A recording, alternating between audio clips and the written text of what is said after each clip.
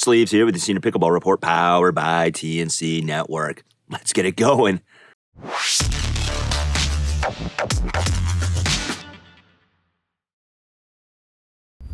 Today in our People of Pickleball episode, we speak with Joseph R. Gannascoli, who played Vito Spatafore on The Sopranos, and he's a pickleball fanatic. We talk all things pickleball, plus Joe's incredible life, everything from being a chef to being a novelist, obviously an actor, pickleballer, racquetball guy, you name it. He's got his own vodka. So we get into it. All right, but before that, if you like this content, consider subscribing to the channel. Check out all the links in the description. Check out our newsletter, our new website, and our merch page. All right, let's get to that conversation with Joe. All right, hey, we've got Joe. Welcome, finally, man, to the Senior Pickleball Report. Good to have you. All right, Sleevesy. Can I call you Sleevesy? You can call me whatever you want. Sleazy, Mike. I got a ton of names, I like man. Sleevesy. So thank you very much. Pleasure to be here. Yeah, so obviously we got a ton that we can cover here. You've got quite the background, very sort of Renaissance, man. You do it all. We'll get into your acting and you're a chef, and obviously you represent a bunch of different types of brands, and you got your own vodka. But first, obviously, it's a pickleball channel, man. So let's find out how this crazy, goofy wiffle ball game came into your life. Yeah, so growing up in Brooklyn, I played paddleball, and then racquetball became the hot sensation. I played racquetball. I continue to this day, and I'm talking like, in my teens up until now. So now I play racquetball on weekends. It's not as popular as the gym I went to had 16 courts. Now they're down to 2.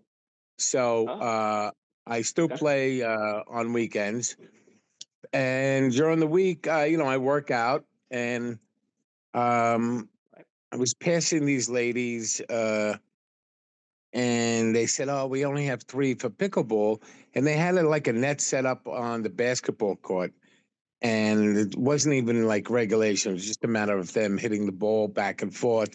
And I said, "Oh, I'll play with you."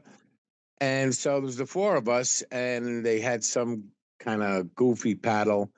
But, I was hitting the ball back and forth. I wasn't really hitting it, but I was actually was able to spin it because, I know that feeling. And I said, "Oh, this is kind of cool. I kind of like this." And since then, it's just about a year now that I started. And I, when I get into something like I did that with golf. Once I had this is going to be a long thing, but I don't know, your viewers might be Soprano fans or you, Sleeves. I walked very bad on the show. I was an athlete most of my life, and then gained weight, my hips went. And so once they killed me, I had my hips double hip replacement same day, and I started playing golf. I was doing a movie actually where I had playing golf, and I started hitting the ball between takes. I was like, oh man, I could like rotate, I could swing, I could, so I became obsessed with golf. I played every day, I walked the course. And so that's the way I became a pickleball. I became obsessed. I watch every video I can. I didn't take lessons because, I knew the rudimentary, I want to learn the rules and so on. But, I'm a ball player, so I know how to, follow through and hit a ball. And so I watch videos. I played as much as I can. Like yesterday, I played 3 different times, 3 different places. My wife said this morning, "What are you going with shorts on? It's 20 degrees out." I go, I'm going to get in the car and then I'm going to go and get inside the gym. But I lost 100 pounds playing pickleball. So wow, I've definitely, fantastic. elevated my game. There's something to go, all right, you're over there. There's very good players, 3-5-4, 2-5-3. So I was always like in a 2-5-3. And I, within the last couple of months, maybe, I've sort of now play with the good players. They know I can handle myself, Yeah. so that's where it's at. Yeah. You're an athlete, so you've played ball sports before. It sounds like most of your life, and obviously, if you played racquetball, which is a high speed game, um, hand eye coordination is not a problem for you, which is fantastic.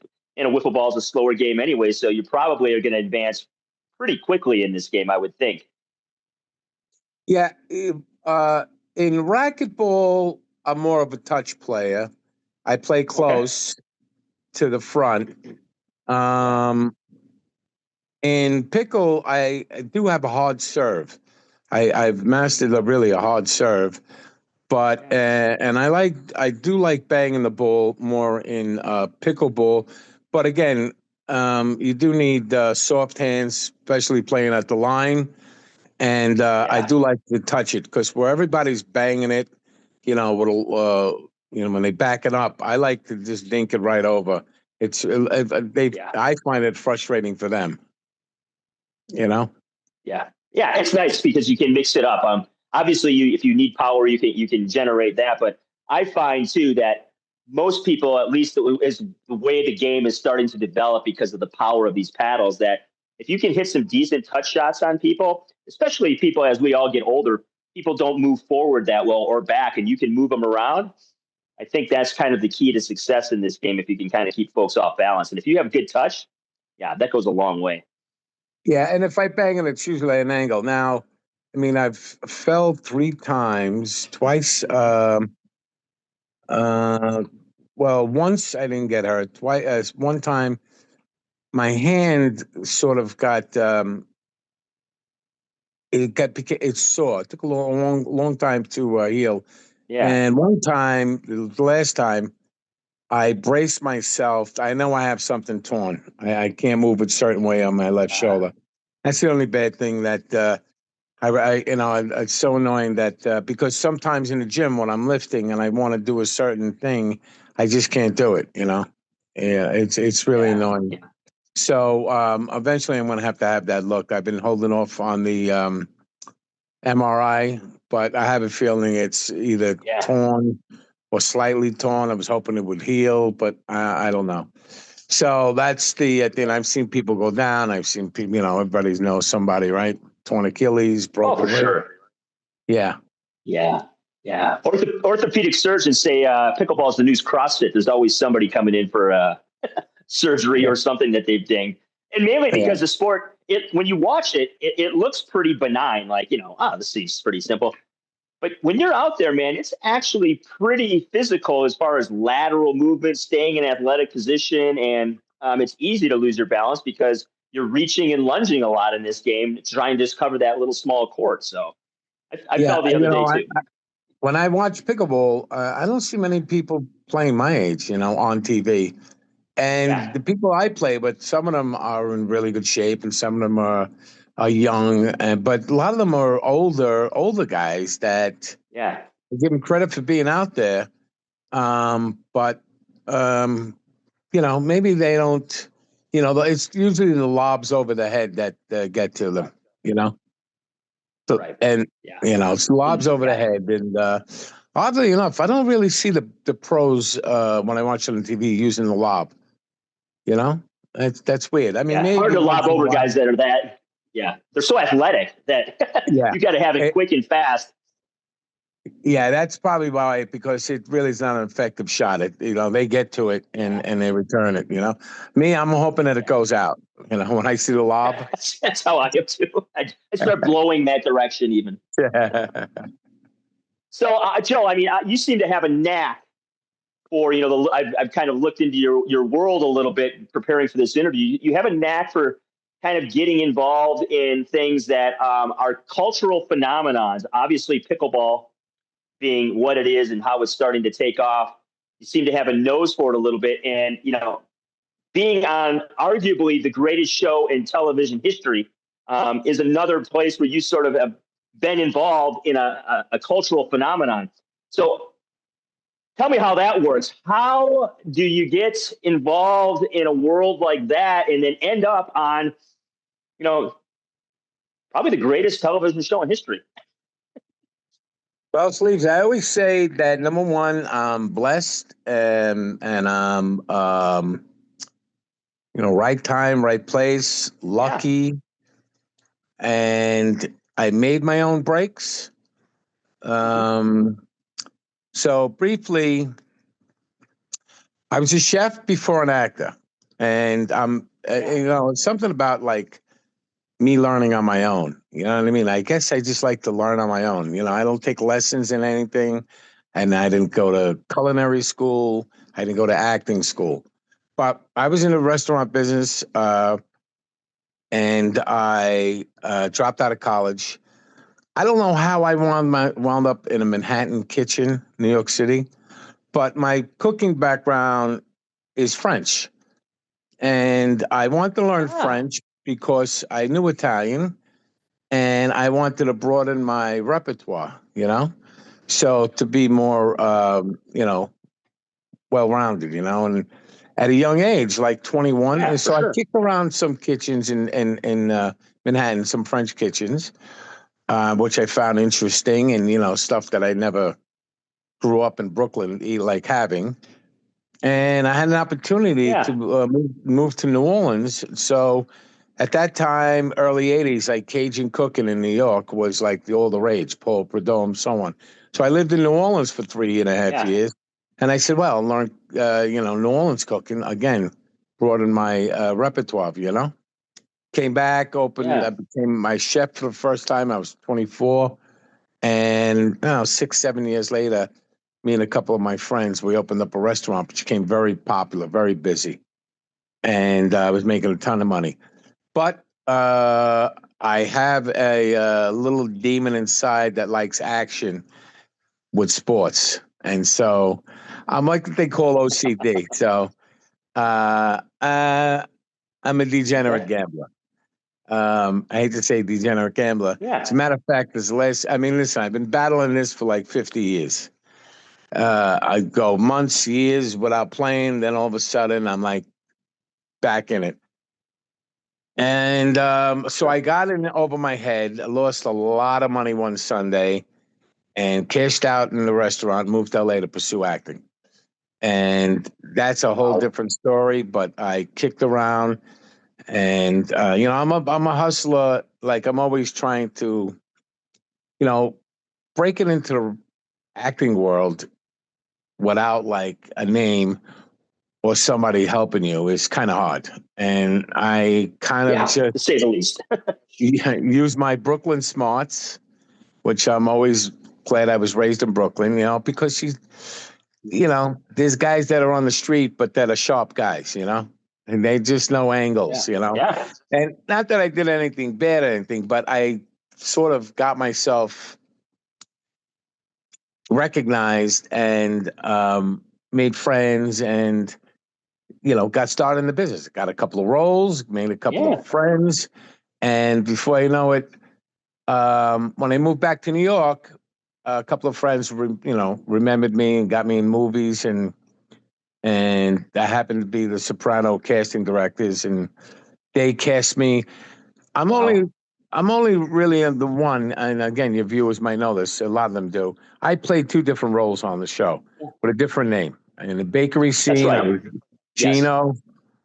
You remember, and a couple of lines. Christopher shoots the kid in the foot. I was Gino trying to get bread and pastries, and for some reason, they brought me back as Vito. So I was blessed in that Okay. respect. And again, you know, I use my.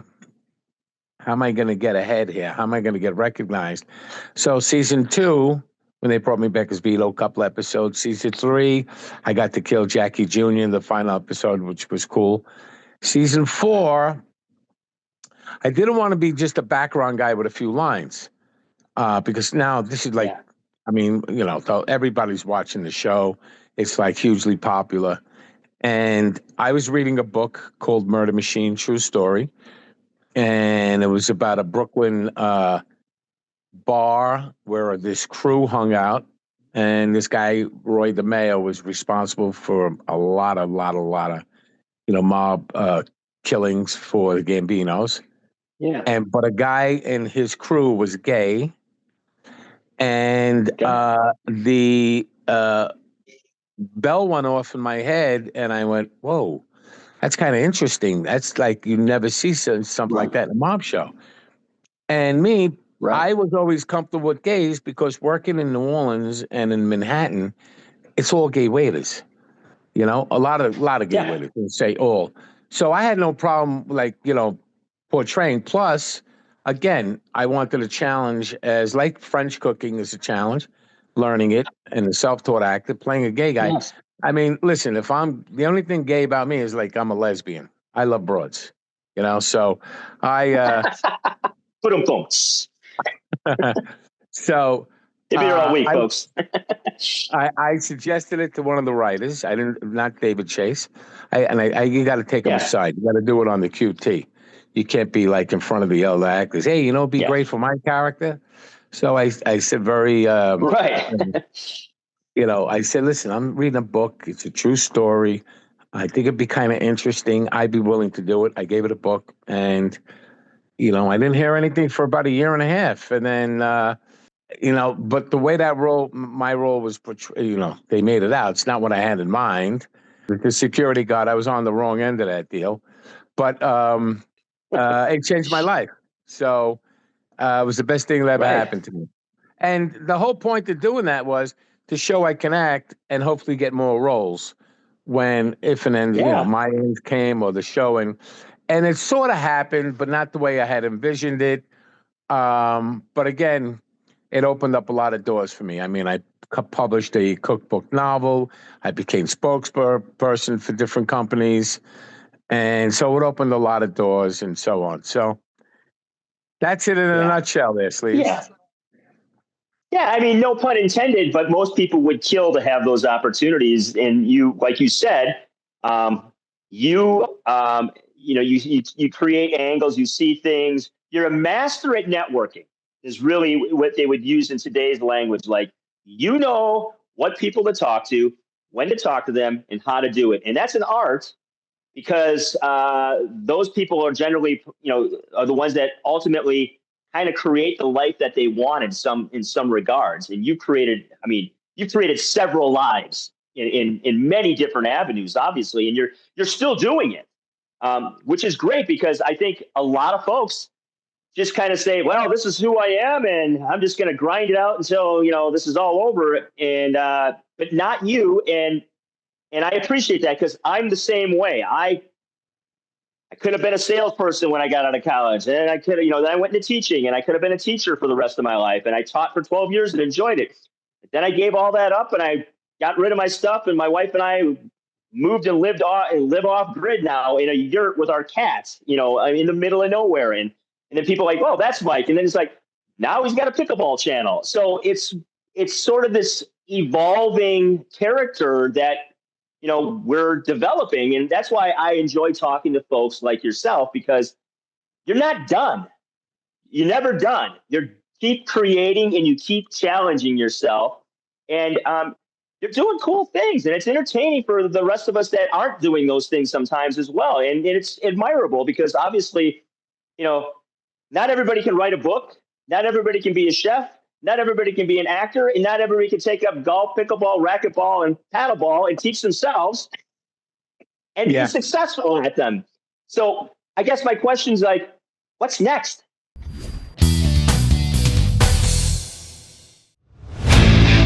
Hey, it's me, Sleeves, asking you to please stop by the all-new online hub for Sleeves Senior Pickleball Report at SleevesSPR.com.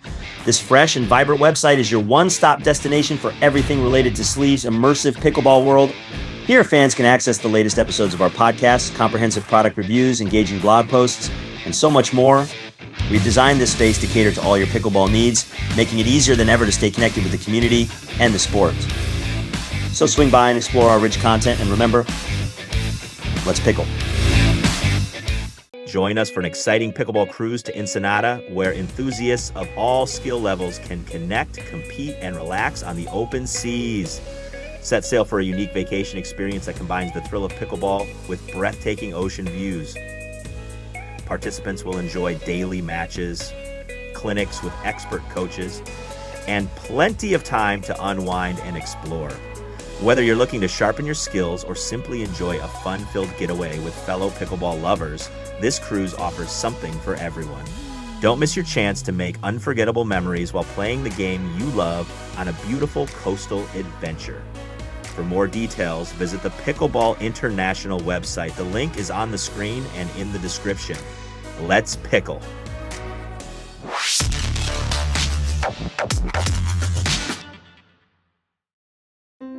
Are you looking for news that is both informative and inspiring? Look no further than STM Daily News. We provide stories and articles that provide insight without any sensationalism, doom and gloom, or partisan politics. With STM Daily News, you can stay up to date on what matters most in everyday life. Get informed, inspired, and stay in the know with STM Daily News. That's stmdailynews.com. The link is in the description.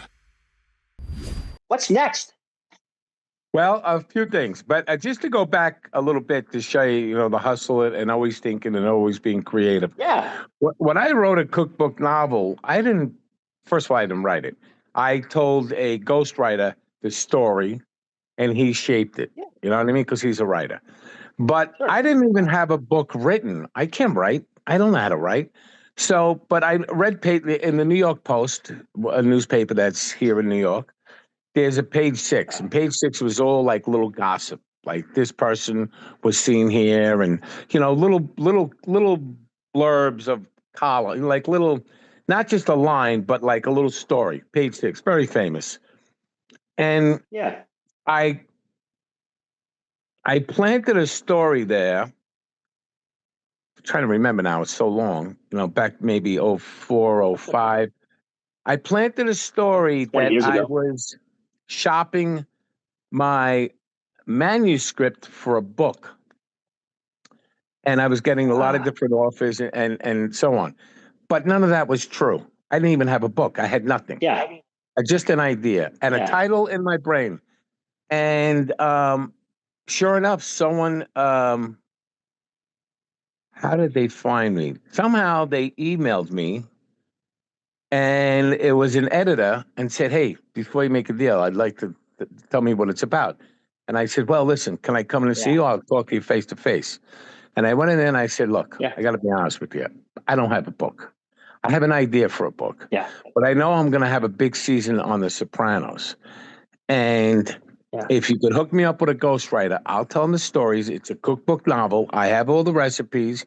It'll be interesting, and it's a great story, loosely based on my life of a chef who wants to be great. Yeah. That's a degenerate gambler, and he's chasing after broads all the time." And I said, "That's me." Yeah. So he goes, "Okay." And I said, "It's a meal to die for." So that's how I got the book done. Then That's one genius, other Joe. thing. I got an NFL licensed product, and Okay. you go to, and I went to so many trade shows, NFL licensing show, and anything you can imagine is licensed. I mean, from Yeah. I Yeah. don't know, bottle openers to burn marks on pancakes or steaks with your team, so on. So I have a water container, a 5-gallon water container that you see in an office or a home. The reason why we got it, Right. because we had a little white Maltese, and the iron in the water made the eyes turn black underneath, like red, from the Okay. iron. Yeah. Right. So my wife hated that. So she said, "We got to get water so we could give the dog for water." I said, "Okay." And I'm looking at it and I go, "You know what? That bottle's so ugly. It'd be nice to put a cover over it with my team on it, which is the Giants." And I researched it, and I'm friends with the New York Giants because I'm a huge hardcore Giants fan. And they hooked Okay. me up with the NFL licensing. And the NFL licensing hooked me up with a guy who manufactures in New York, like material, and it was a sleeve. It's called Yeah. skins. It's a sleeve that goes over the bottle. So it was very successful. Yeah. Well, I got it made, I should say. And then I did a charity. Yeah. I was invited to a charity, and they were honoring like the vice president for Home Depot. And I went, Okay. I said, "If this guy's a fan, I know I'm in." I go over to Yeah. him and he goes, "Vito." And I go, his name is Joe. And he was vice president. I said, look, I just got to show you something. This is a cover. Goes over 5-gallon water. I know you got 5-gallon waters in Home Depot. It fits over a Yeah. propane tank. I said, I want to get it into your stores. He goes, I'm going to set you up with somebody. So that's how that happened. I mean, so, Yeah. I'm a hustler. Yeah. Yeah. So, And a very good one. and yeah, it's just like I always ask somebody what they do. Now, so you got me ask me what's going on. Actually, next month, March 14th, I'm going to be doing sort of in Boca Raton, this theater. Okay. And this is where I met Rick. Rick. Okay, yeah. Rick Redemar, so from Boca Raton Picklers, he's one of the owners. Yeah, I don't know how I was staying in Boca, and I always Googled pickleball courts near me. Like I did it the first time I didn't do it. I didn't take my paddle, and I was in North Carolina. My friend Joe, who went from Home Depot now to Lowe's, I went to the pickleball courts there. They were beautiful, but I had no paddle, and I was trying to borrow a paddle. And, I'm in North Carolina. Not many of them recognize the Soprano. Yeah. I was like, oh, what's the deal over here? People have like TVs here or what? I says, Vito on the Sopranos. So I've wound up borrowing the paddle. I did it for like 4 days in a row. I go, I'll never travel without a paddle. So whenever I go somewhere, I always Google pickleball courts near me. And then for some reason, I came across Boca Raton pickleballers. And I was like, hey, I would like to meet with you guys, hang out, hit the ball, play. And Rick responded. We finally hooked up. So that's how we introduced me and you. Rick is a good guy. Good guy. Yeah. Oh, great guy. So I was warming up with this guy in the courts where Rick plays it in Boca. And, he's saying he's a producer, works for News Nation, but his wife runs a theater in Boca Raton, 300-seat theater. And he was handing out the cards, and I see The Office trivia show. And I go, you know what? I do this Soprano trivia show with a guy in New York. And so I said, we should do it there. He goes, his wife ran it. And she said, she would love that. So I said, but I don't want to make this just trivia shows with it's usually in a bar, they have teams and it's very raucous and they're drinking.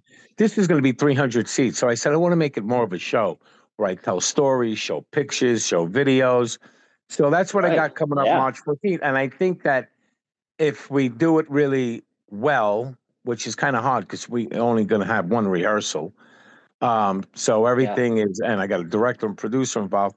I think we can take it around the country. Really, I think we could take it around the country because I think that it's got legs. Really, so And then I don't know. Something tells me you're pretty good on your feet. I could probably pretty good on your feet. Like you might not have it all set when you show up that day, but once you hit the stage, I'm sure you'll be fine. Yeah, because I'll tell you why. I do these Soprano cooking parties in people's homes. And they love it. They get it for a gift for their husband, their brother, their father. Yeah. And it's like I have a minimum of 16 people. And my food is, I always take seriously what I do. I'm not doing mozzarella sticks. I'm doing 20 different appetizers, a pasta course, and then entrees. And I'm there 10 hours. I do all the shopping. And oh my gosh. Once the food is out, I tell my story, which is kind of unique, that you kind of heard. And then I'll do a Q&A. And those lead into more stories. So I'm going to tell those stories like I do at the dinner parties to the audience, Yeah. Yeah, so it should be because you got them down. I mean, it's not something that you've done this your whole life. So it's like, I know I give talks from time to time on different things, and I've spoken in front of audiences. My major in college was public speaking. So I have so much material that I can just grab and pull upon that I feel comfortable enough that I could go into any place and they can go, okay, talk about X. And if it has something to do with what I've covered, even if I don't, I could probably bullshit my way through it anyway. Right. You don't have to learn a script. You know it. You know what I mean? Exactly. Exactly. Yeah, that's the easy part about it. So that's what I got coming up. That's gonna be a lot of fun. That's gonna be pretty cool. I hope somebody you should get that film too. Have some videographer do that for you too. we are going to film it. We are going to film it because, again, we think it'll be a nice, make it a sizzle reel, and we could pitch it to different theaters. You know, between Right. pictures that I have a lot of pictures, a lot of the cast was at my wedding, so those are going to be great pictures. I got stories about that. Yeah. Um, you know, videos and stories and just the questions. And I don't know if we're friends on Instagram or Facebook, Sleeves, but I did a short little skit with this guy I played pickleball with, who's a comedian and a producer. Comedian, I forgot to say he's a comedian. He wrote a short little skit, and I tell you, it's got over 100,000 views. This little thing takes place in an ice Is cream that where store. people are walking in and you're behind the counter? Yes, you Yes, I should. saw it yesterday. Very good. It's Yeah, very. excellent. Yeah, it was funny. People loved it. People go, "Ah, that's the Joey I know, It's the really wise good. guy." Yeah. Yeah, So yeah. I said to the guy Dave, he was the guy. The guy Dave is the guy who was craving rum raisin. You know, if you know, Okay, if you yeah, remember. yeah. And I said, Dave, listen, I think we got something here that this could develop into like a streaming kind of thing or a show, you know. And what makes me so miserable, because I'm miserable in the show, you know, in those little Yeah. skits. I go, we can't just keep doing one-liners. We got to develop a show. But I'm miserable because my financial advisor told me to invest in a business, and all you're going to do is collect money, the manager on everything. I got a manager. He got sick. So now I'm scooping up ice cream trying to get a manager, and I'm gambling and losing. And I was supposed to have all this big career after The Sopranos, which never happened. And now I'm losing money. I'm living in Florida. So that's like the premise of this idea. And I'm going to call it I Scream, Yeah. SCREAM, because, you know, I'm so like Yeah. mad I could scream. You know what I mean? It's a. I mean, Larry David made an entire show about himself. Obviously, Curb Your Enthusiasm, which Yeah, I went, love it. whatever, 20 seasons, and it's. I mean, that stuff And I, works if you have a story and you have a rich life like you do with tons of different angles and tons of different, experiences. I don't know, man. I think you're onto a few things here with the theater work and the shorts. yeah. Well, Keep pushing them. I again turn that into a half-hour show. The thing about I love Larry David is that, like when I did those takes on that little thing you saw, I gave a Yeah. different answer every for like seven, Yes. 8 times. I gave a different answer. He picked out those, but a guy came up to me and goes, "Listen, I'm a comedian. That was very impressive that you gave a different answer every time, like 5 times. Yeah. You know, each 5, 6, 7 times." The one who I said, the woman says, I'm watching my weight. What do you recommend? And I said, Ozempic. That was the guy's, that was the guy's mother. She kept laughing. And he would say, Ma, you can't laugh. And so I'd say, what do you Yeah. recommend? I said, well, there's a spa across the street. There's a gym across the street. Why don't you start with that? Or I'd say, why don't you take a walk around the block, and then we'll start with that. Or and then I'd say, I'm Yeah. sorry, I got no salad here or steamed broccoli. Yeah. She kept laughing. I go, listen, here's how I want you to picture me stabbing your son in the eye with a pen. You'll stop laughing. Yeah, you'll stop laughing. All right. Then she got serious. That's how we got the take. So, And that's you perfect know, because it's a throwback. but it's all Oh, good. I that's got all good. that stuff thing. But getting back to pickleball, I mean, I play so much because everyone says, "Oh, have fun, have fun." Even when I'm playing golf, you know, I'm not a talker. I'm not there to drink beer. I walk the course. I carry my clubs. Um, Right. I want to be good. I want to be very good. You know, I'm not going to be a pro, but I want to Yeah. be very good. Like they go, you know, he's really good. He could play with us. He could hang with us. Yeah. I mean, it's only a year that I'm playing, but that's the whole point of playing pickle. Whatever I do, I always want to be, good at something. You know what I mean? Like a chef Yeah. that, If you're going to do it right. right. And, I want people to say, I mean, all of my reviews on Facebook, um, they talk about it. There's all these different groups. And, it's always about the food. My food's like, the most important thing. If they don't like my food, and I do a wide variety of different appetizers, and my clam sauce is, you know, uh, top notch. And I got one rule: no cheese on my clam sauce, because the Canes, you're not supposed to have cheese on like fish sauce. You know, you got to taste the clams, you got to taste the crab sauce. And sometimes I catch them sneaking in cheese. They sneak it under the table and they pass it. And I walk around, I go, Those bastards. I can tell there's cheese on it. I go, it puts me in a bad mood. It's a bad habit I have. I actually walked out of my Christmas Eve in my house one year. I was so annoyed that they put cheese on it, and I was gone for an hour. And they like were freaking out. They go, "Are you insane? You've got a house full of people here, and you walk out. You have all this food you have to cook." I go, "I told you I don't want cheese on the pasta," and they did it anyway. Anyway, it's a little mental. It's a mental thing. So, ask me some questions, brother. Yeah. So before we get you out of here, talk to me about your vodka. I met someone. I was there somewhere out, and he goes, "Hey, I'm a big fan. Would you be interested in having your face on your vodka?" I said, "Got to be something I like." And I tasted it, and I go, "This is really smooth." And he says, "Well, because it's made from grapes imported from Spain. It's bottled in Spain, Madrid, Tempranillo grapes." I said, "But this is very smooth." And I said, "What's good is that I can cook with this. I can make penne alla vodka." And I do that in restaurants, when I cook on the floor. Yeah. And anybody will tell you that you order vodka sauce in you don't taste the vodka. So what I do is I like to spray the top of it with a spray bottle so they actually taste it. I hit about 4 or 5 sprays and they go, "Now you taste it," and they go, "That tastes so great." I just recently did it on Fox and Friends. I did it for them. Okay. Yeah, cool.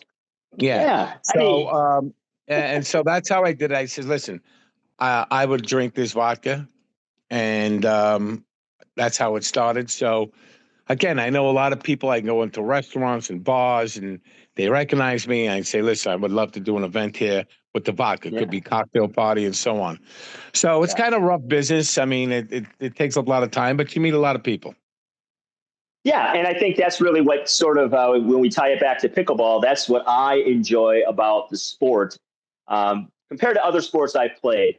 Is you find a good group of people anywhere you go. Like you can bring your paddle and you can generally jump in somewhere and meet some really cool folks and have some fun whacking the wiffle ball around. And at the end of the day, for me, at my age, that's really kind of what it's about is building those relationships. And like you said, those are always that you can take them where you want. Those could be really good networking connections. Yeah, again, it's amazing. There's always pickleball going on wherever I am, and you can just step in. Especially open play. And there's a group, and they, they. Of course, there's a lot of them like, "Hey, I'm a big fan of the show," and I go, "Well, let's take a picture." I'm always the first one to ask, "You want let's take a picture?" Because sometimes people don't want to ask; they're embarrassed, they think it's a bother. And listen, I do selfies. I bang them out all day. Rick will tell you. So, but that's the beauty of it. There's pickleball courts everywhere. That's the beautiful of it, the beauty of it. And always nice games. And like if I played, basketball, it's hard to play a pickup game like at 7 a.m. Yeah. You can't play basketball really. Or I don't know, ice hockey for seniors or whatever. I guess maybe tennis. Yeah, I guess there's tennis, but 7 o'clock in the morning, man, pickleball courts are going indoor, outdoor. It's beautiful. It is. It's a phenomenal game that is amazing. It's been around as long as it has, and yet it's really just started to capture the world in the last 5 or 6 years. My wife was teaching pickleball when she was a PE teacher 20 years ago, and I thought, "Oh, that sounds cute." Kind of wish I was playing it 20 years ago because I'd be really good now. Oh yeah! Wow! Yeah. Really? Wow, that's pretty cool. 2003, my wife was teaching pickleball in PE. Yeah, I mean, maybe like 5 years ago, I heard about pickleball, and wow, that's pretty cool. Really heard about it. Then I thought back, I'm like, oh yeah. There's one thing is that I got I'm collecting these paddles. I keep saying, okay, I'm gonna just stay with one paddle, but something else comes along and I get it. And I just got it yesterday or the day before, It's a carbon, right? The CRBN. I mean, I want to talk, but I had the Oh, the True foam. Foam. True foam. Yeah, the foam. And I hit it. I couldn't get used to it.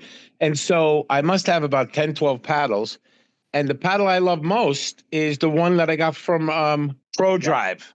And I love the paddle. I love the handle. I love the leather thing. It's and I spray a little, stick, and I actually I had to scout it down, but those little like silicone caps that go on the butt of it, because I like to play with my pinky Yeah. wrapped underneath, I get more of a whip with Yeah, that. yeah, yeah. Yeah, and I love that. I love the Pro Drive. It's like the best paddle I've been using. So there you go. Yeah. So I play with the Pro Drive, and my sister plays with it as well. And it's the best paddle we've ever played with. And I think it's sort of a well kept secret. I believe that company is actually going to be pretty big soon because their products they're really good paddles, really good, and Yeah. they last. They last. So. Oh, so I didn't know you play with it also. Yeah. Okay. Good. So. Oh yeah, I love that. That paddle changed my game. I was like, when I hit that thing, I was like, are you kidding me? Yeah, I love it. My sister plays constantly with it. I have to play with different paddles because I review them, but I always come back to the Pro Drive at the end of the day. It seems so. Yeah, there's some paddles like the ball jumps off it, and it's got a different kind of sound. And but this I've been having really, I really feel good with it, and so I'm going to stay with this paddle. I'm done with like trying different paddles. I'm done. I actually sent them back the True Foam. Yeah, I'm sending it back. I got it 2 days ago, and I go, I don't like it. I was still disappointed. I thought I would. I'm probably good for other players. I don't want to talk bad about a company and a paddle, but the Pro Drive is for me. Yeah, me too. And that'll make Rick and Carl and Doug very happy because they love that paddle too. And obviously they sponsor the Boca Raton Picklers. They're one of the sponsors. So it's all in the family, man, right? Well, we're going to get Rocka Vodka. We're going to start sponsoring too in there. Yeah, now we're talking, man. Well, hey, Joe, I appreciate your time. I mean, obviously, you have quite the life and quite the story, and it's always evolving. I would love to talk to you in about a year, see where your pickleball game's at. Obviously, you have a ton of things going with the small theater work coming up that could blow up, and then your short, which I'll encourage people in the link in the description to go watch on. You can find it on Facebook, on his Facebook page, and follow him as well. All the links in the description if you want to follow what Joe's doing, because it seems to be something new and exciting every month. And obviously, if you haven't seen The Sopranos, you've been living in a cave, go watch it. Thanks for your time. Yeah. There are still some that haven't watched. I actually just played with pickleball the other day. Goes, Joe, I got to be honest with you. My kids love the show. I've only seen a few episodes. I was like, are you? I mean, this guy he's an Italian kid, knock around guy. You would think it was the last guy who, didn't see the show. Oh, that's a crime. But, so I don't take it personally. I go, listen, when you get a chance and, you'll watch it. But, well, hey, listen, this has been a pleasure, this Leeds. I enjoyed this. I was looking forward to it. I was going to say, we missed a few times. I go, I mean, we're going to make this happen. So we got it done. I'd love to, I appreciate you meeting. I wish we were closer. We could have played together. It would have been fun. Yeah, I'm going to get down there. I got a ton of friends, obviously, and we'll get together on the court sooner than later, and we'll have a drink of your vodka, man. 100%. Either New York or Florida. Either way. Either one will work for me. All right, brother. Pal. Appreciate your time. Hope you enjoyed our conversation with Joe. What a great guy. What a character. All right, folks, you know what to do at the end of the day. Hey, let's pickle.